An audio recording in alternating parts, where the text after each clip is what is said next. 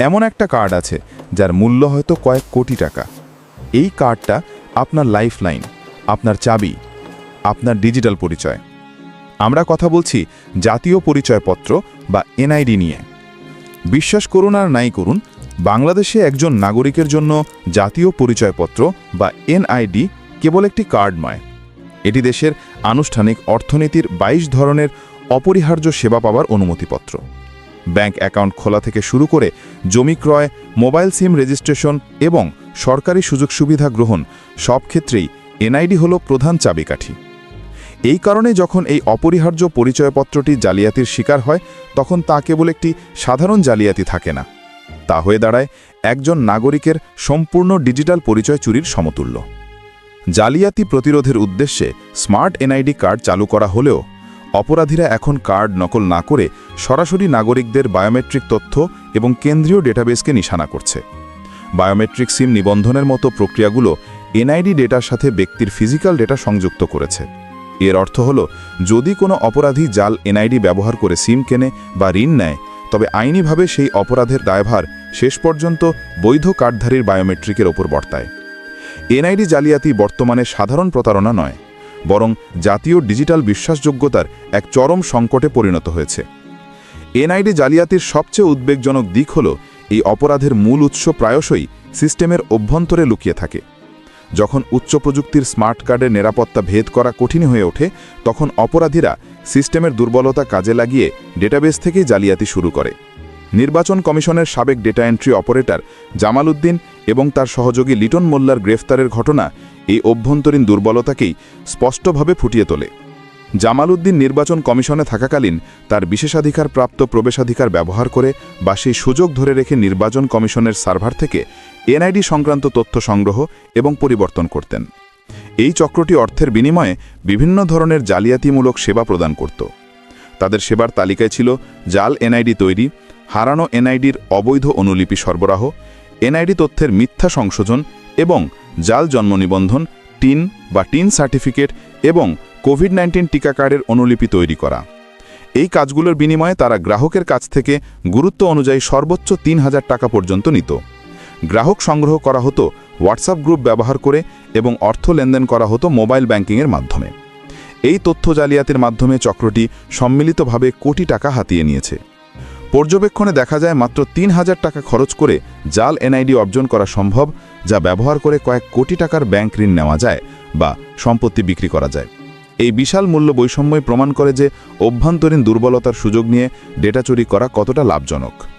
কোনো একটি চক্র যখন জাল এনআইডির পাশাপাশি জাল টিন এবং জন্ম নিবন্ধন তৈরি করতে পারে, তখন তারা মূলত সিনথেটিক আইডেন্টিটি ফ্রডের জন্ম দেয়। তারা এমন একটি সম্পূর্ণ নতুন কিন্তু ডিজিটালি বৈধ পরিচয়ের জন্ম দেয়, যা ব্যবহার করে উচ্চ মূল্যের অর্থনৈতিক অপরাধ করা সম্ভব।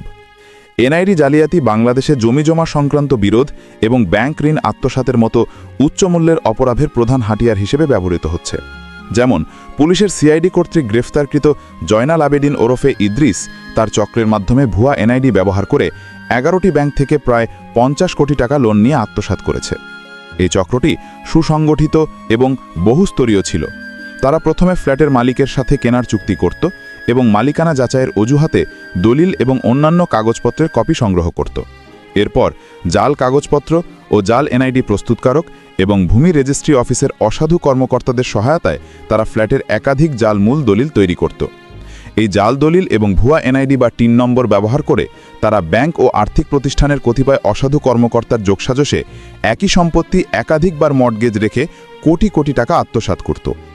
এই ঘটনা প্রমাণ করে যে এনআইডি জালিয়াতি কেবল একটি একক অপরাধ নয়, এটি ভূমি রেজিস্ট্রি অফিস এবং আর্থিক প্রতিষ্ঠানগুলির অভ্যন্তরে ব্যাপক দুর্নীতির মাধ্যমে সংঘটিত একটি পদ্ধতিগত অপরাধ।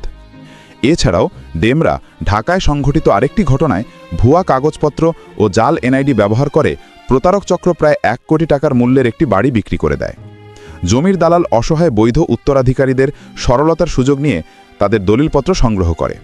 এরপর সে লোকাল একটি ব্যক্তিকে মৃত লিয়াকতারির প্রথম স্ত্রীর একমাত্র ছেলে ওয়ারিস সাজিয়ে তার নামে নকল এনআইডি তৈরি করে। এই ভুয়া পরিচয়পত্র ব্যবহার করে প্রতারক চক্র সম্পূর্ণ প্রতিষ্ঠানটি বিক্রি করে দেয়। ভুয়া এনআইডি এক্ষেত্রে আইনি ব্যবস্থাকে বাইপাস করে উত্তরাধিকার সম্পত্তি চুরির একটি শক্তিশালী অস্ত্র হিসেবে কাজ করে। জাতীয় পরিচয়পত্রের জালিয়াতি বাংলাদেশ আইনে অনুযায়ী একটি গুরুতর অপরাধ। জাতীয় পরিচয় নিবন্ধন আইন 2010-কে যুগোপযোগী করে জাতীয় পরিচয় নিবন্ধন আইন 2023 প্রণয়ন করা হয়। এই আইন অনুযায়ী যদি কোনো ব্যক্তি জাতীয় পরিচয়পত্র জাল করেন বা জেনে বুঝে এমন জাল পরিচয়পত্র বহন করেন, তবে তিনি অপরাধী হিসেবে গণ্য হবেন। এই অপরাধের জন্য সর্বোচ্চ শাস্তি হল অনূর্ধ্ব 7 বছর কারাদণ্ড অথবা অনধিক 1 লক্ষ টাকা অর্থদণ্ড অথবা উভয় দণ্ডে দণ্ডিত হবেন। এছাড়াও কোনো নাগরিক যদি ইচ্ছাকৃত বা জ্ঞাতসারে একাধিক জাতীয় পরিচয়পত্র গ্রহণ করেন, তবে তিনি 1 বছর পর্যন্ত কারাদণ্ড বা 20,000 টাকা পর্যন্ত অর্থদণ্ড বা উভয় দণ্ডে দণ্ডিত হবেন। যদিও কারাদণ্ডের মেয়াদ গুরুতর 7 বছর, তবে 50 কোটি টাকার মতো বিশাল আর্থিক জালিয়াতিকে সমর্থন করার জন্য সর্বোচ্চ 1 লক্ষ টাকার আর্থিক জরিমানাটি যথেষ্ট দুর্বল হিসেবে বিবেচিত হতে পারে। এর ফলে বড় আকারের অর্থনৈতিক অপরাধের ক্ষেত্রে আর্থিক প্রভাব মোকাবেলা করার জন্য এনআইডি আইন প্রয়োগের পাশাপাশি মানি লন্ডারিং এবং সাধারণ জালিয়াতির মতো অতিরিক্ত চার্জ প্রয়োগ করা অপরিহার্য। এনআইডি জালিয়াতি মোকাবিলায় সরকার এবং নির্বাচন কমিশন দুটি স্তরে উন্নত নিরাপত্তা ব্যবস্থা গড়ে তুলেছে।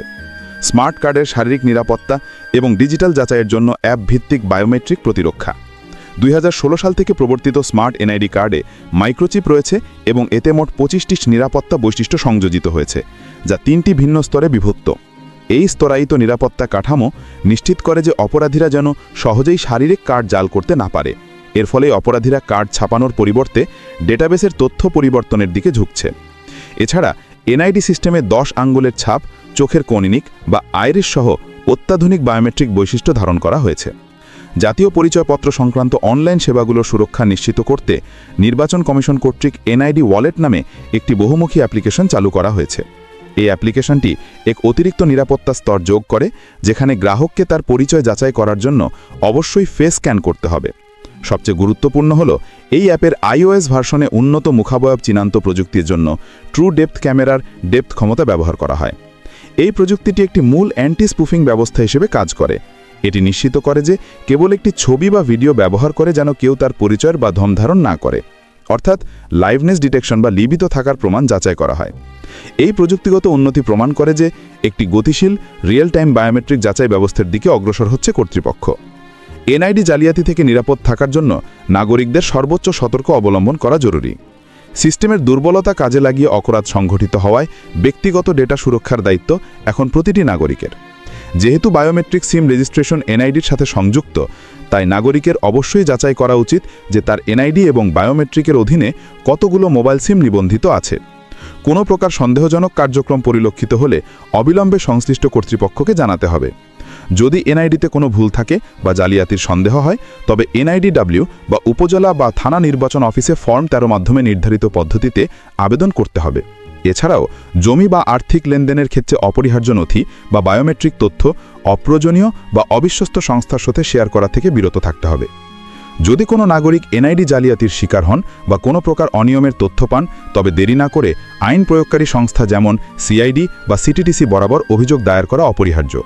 এছাড়া সরকার কর্তৃক স্থাপিত সরকারি অভিযোগ প্রতিকার ব্যবস্থা জিআরএস পোর্টালে গিয়েও অনলাইনে অফিসিয়াল অভিযোগ দাখিল করা যায়।